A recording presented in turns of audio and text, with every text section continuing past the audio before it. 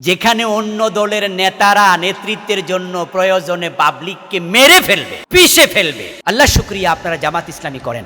এ কথা আমি বারবার এই জন্য বলছি, ছাত্র জীবন থেকে সংগঠনকে দেখছি তো, যেই সংগঠনে প্রবেশ করার পরে একটি রিপোর্ট বই হাতে ধরিয়ে দেয়া হয়, যে রিপোর্ট বইয়ের প্রথম কলামটা কোরআন অধ্যয়ন, দ্বিতীয় কলাম হাদিস অধ্যয়ন, তৃতীয় কলাম ইসলামী সাহিত্য অধ্যয়ন।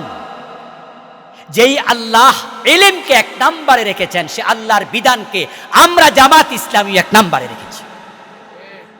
এই জন্য এটা কোরআনের সংগঠন, কোরআনের আন্দোলন। আমাদের এখানে যে আসবে তাকে আমরা বলি কোরআন পড়ো, হাদিস পড়ো, ইসলামী সাহিত্য পড়ো। কোরআনের যত মেসেজ আল্লাহ তাআলা দিয়েছেন, যত বিধান নাজিল করেছেন, এক নাম্বার বিধান ছিল ইকরা বিসমি রাব্বিকাল্লাযী খালাক। পড়ো পড়ো পড়ো, পড়ার বিকল্প নেই। আলহামদুলিল্লাহ, বাংলাদেশ জামাত ইসলামী বর্তমানে ৬৮টি আসন পেয়েছে এককভাবে, মানে জামাতের নামে। হতে পারে আগামী ৫ বছর পরে আল্লাহ যদি চান জামাত ইসলামী রাষ্ট্র ক্ষমতায়ও যেতে পারে, আমরা সে আশা রাখি।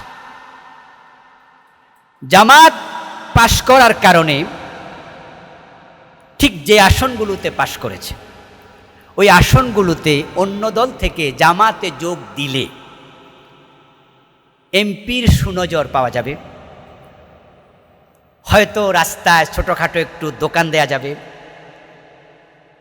ফুটপাত দখল করে ইচ্ছা করলে কিছু একটা ব্যবসা বাণিজ্য করা যাবে, অথবা আমি জামাত ইসলামীর অমক ওয়ার্ডের সভাপতি, এই প্রভাব খাটিয়ে দুনিয়ার কিছু ফায়দা হাসিল করা যেতে পারে। এ জাতীয় চিন্তা নিয়ে জামাতে কেউ যোগ দেবে না, একথা বলার কি কোনো সুযোগ আছে?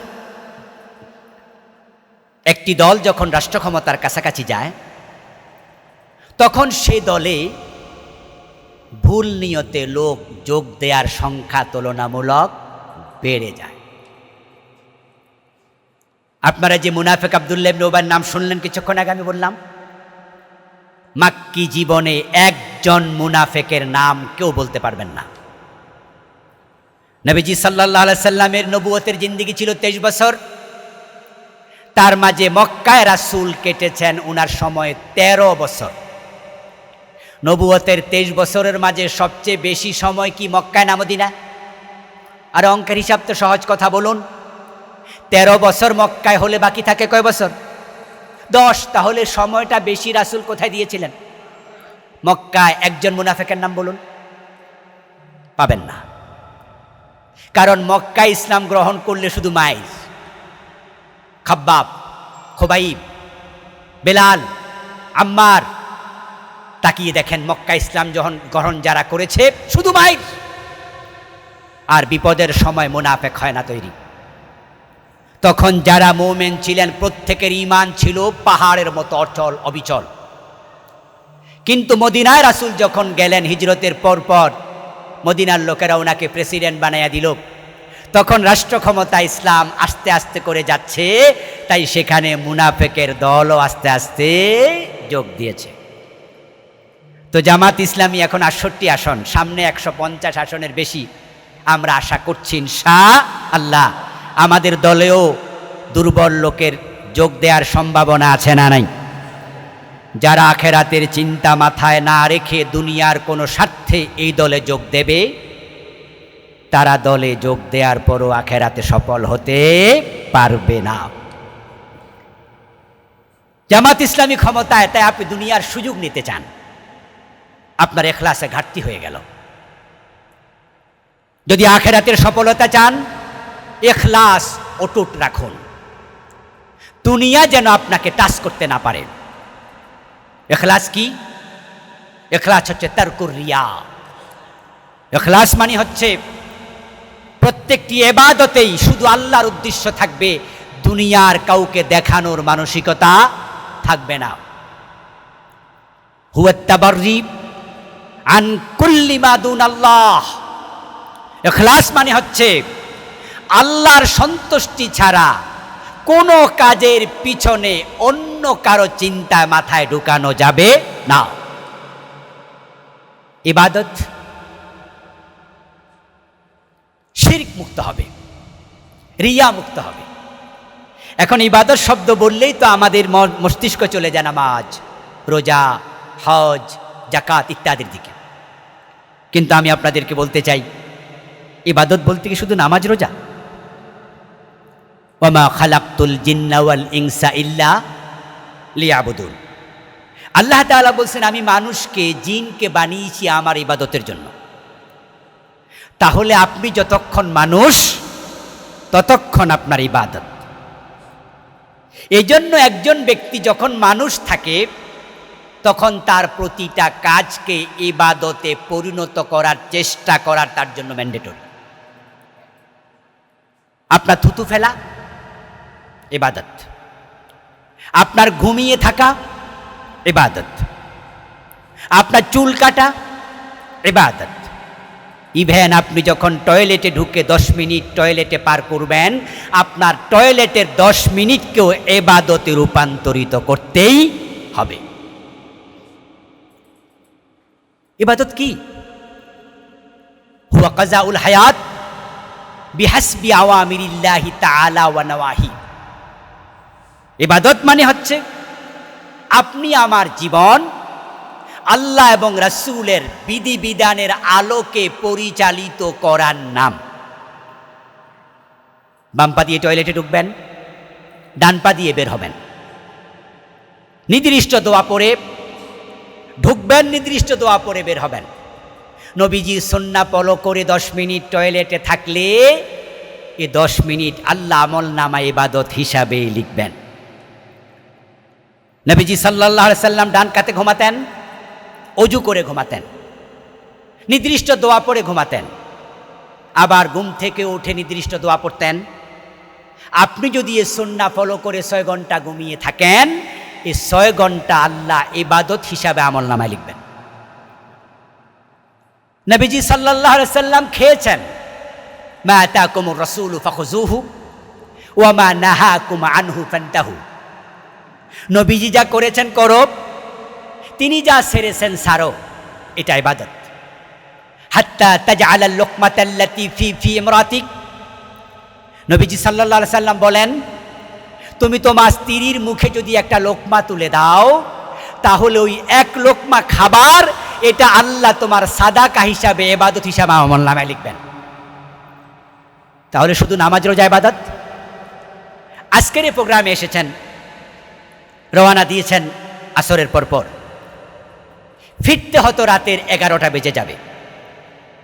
যদি আপনি মনে করেন যে আজকের প্রোগ্রামে গেলে আল্লাহর কিছু প্রিয় বান্দার মুখ থেকে কোরআন হাদিসের কিছু আলোচনা শুনব, কিছু আল্লাহর প্রিয় বান্দার মজলিসের মাঝখানে আমি বসে ভালো মানুষের সঙ্গ নেব, কোরআন সুন্নাহর কথা শুনে সেটা নিজের আমলে আমি যোগ করতে চাইব,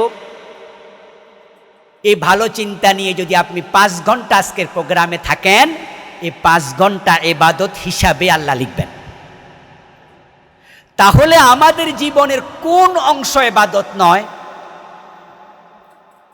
এখন আজকের প্রোগ্রামে আসার সময় যদি কেউ এটা ভাবেন, সভাপতি সাহেব বলেছেন না গেলে কালকে কি জবাব দেব, যাই, জামাতের যোগ দিয়েছি, কর্মী হয়েছি, প্রোগ্রামে যাব না, এটা দেখতে কেমন, যাই।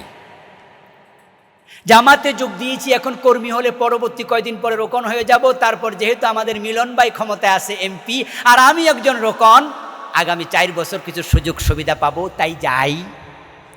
ইখলাস আছে তো? আপনি ভাববেন না শুধুমাত্র নামাজ মানুষ দেখছে, এই চিন্তা করলে ইখলাস নষ্ট হবে। আপনার জীবনের বটম থেকে top, every hour, every moment, প্রতিটা কাজ যদি ইবাদতে পরিণত করতে চান, তাহলে প্রতিটা কাজে শুধুমাত্র লক্ষ্য থাকবে একজনের সন্তুষ্টি, তিনি কে? আল্লাহ। হুয়া তাবাররি আন কুল্লি মা দুন আল্লাহ। ইখলাস মানে হচ্ছে আল্লাহ ছাড়া অন্য কারো চিন্তা মাথায় রাখা যাবে না। যে সমস্ত মানুষ ইবাদত করবে, নামাজ, তাহাজ্জুদ পড়ছে, কিন্তু সকালবেলায় চা দোকানে বসে গল্প করছে, আমি তো তাহাজ্জুদ মিস করি না। হজ করার পর মানুষকে জানায়, আমার নাম, আপনার কি নাম ভাই, আপনার নাম কি? আলহাজ আব্দুল কাদের। আলহাজ শব্দ উনার কি নামের অংশ? উনার বাবা মা কি উনার জন্মের পরে আলহাজ আব্দুল কাদের নাম রেখেছিলেন? আলহাজ কেন বলল? উনি বুঝাতে চান তিনি কি করেছেন? হজ করেছেন। যখনই আপনার আমলের ভিতরে আল্লাহ ছাড়া অন্য কিছু ঢুকে যাবে, ইখলাসবিহীন আমলের কোনো মূল্য নেই। বিখ্যাত মুহাদ্দিস ইবনুল কাইয়িম রাহিমাহুল্লাহ বলেছেন, আল আমালু বিগাইরি ইখলাসিন কাল মুসাফির ইয়ামলাউ জিরাবাহু রামলান ইয়ানকুলুহু ওয়ালা ইয়ানফাউহু। ইবনুল কাইয়িম রাহিমাহুল্লাহ বলেন, একজন মুসাফির রওনা দিল সফরে মরুভূমি দিয়ে। পথিমধ্যে খাবেন, পান করবেন, খাবার না নিয়ে উনার বস্তার ভিতরে, ব্যাগের ভিতরে কিছু ধুলাবালি ঢুকাইয়া কাঁধে নিয়ে রওনা দিয়েছে। 2 ঘন্টা 3 ঘন্টা পর যখন পিপাসা লাগবে, এই পানি কোনো কাজে, এই ধুলাবালি কোনো কাজে আসবে? ক্ষুধা লাগলে ধুলাবালি কাজে আসবে, কিন্তু পিঠে তো আছে। ইবনুল কাইয়িম রাহিমাহুল্লাহ বলেন, তোমরা যারা ইখলাস ব্যতীত নামাজ পড়ছো, রোজা রাখছো, হজ করছো, জিহাদ করছো, সাদাকা করছো, আল্লাহর সামনে গেলে তোমার আমল ওই ধুলিকণার মতো কোনো কাজে আসবে না, কোনো কাজে আসবে না। নবীজি সাল্লাল্লাহু আলাইহি সাল্লাম বলেছেন, আল্লাহ তাআলা হাসরের ময়দানে বিচারের সময় একজন মুজাহিদকে ডাকবেন, ডেকে জিজ্ঞাসা করবেন, তুমি আমার জন্য কি করেছো? মুজাহিদ জবাব দেবে, আল্লাহ, তোমার দ্বীনের পথে আমি জীবন দিয়েছি। আল্লাহ জবাবে বলবেন, হ্যাঁ দিয়েছো, এটা সত্য, কিন্তু তোমার উদ্দেশ্য ছিল মানুষ তোমাকে বীর পুরুষ বলবে, এবং সেটাই বলা হয়েছিল। তো তুমি যা চেয়েছো তা পেয়েছো, আমার কাছে তুমি এখন পাওয়ার কিছু নেই, সরে যাও, উল্টা করে জাহান্নামে ফেলে দেওয়া হবে। আমরা চাই আখিরাতে মুক্তি।